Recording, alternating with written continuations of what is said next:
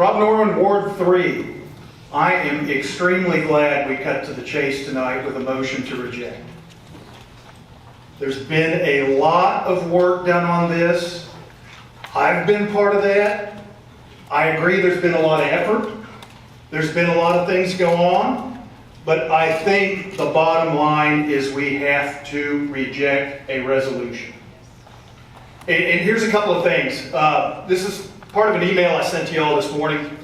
The main reason that certain forces in the city on staff keep talking about we have to have a seat at the table, we have to have a seat at the table, we have to have a resolution to have a seat at the table. No, you don't. No, you don't. There's a case out there that says, in no uncertain terms, no, you don't. You are supposed to already have your seat at the table. There are some who have said the state is superior to the municipality. Well, in 1986, our Supreme Court rejected that approach and said it's really up to who has the better interest. Does the municipality have the better interest, or does the state have the better interest? And what they said in doing that, they said, at the very least, state agencies should, quote, consult with the local authorities and sympathetically listen and give every consideration to local objections, problems, and suggestions in order to minimize the conflict as much as possible. The OTA is trying to fool you. They haven't told you about that, have they?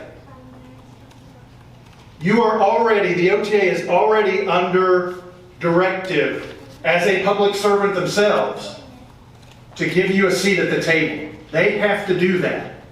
And I'm going to tell you, I'm a little concerned with doing a resolution and giving some of our staff a seat at the table after what I've heard.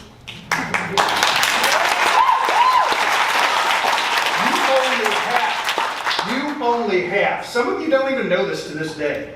Your staff only half fought the Turnpike battle. And they didn't fight the East-West Connector at all. And there was no good reason for that.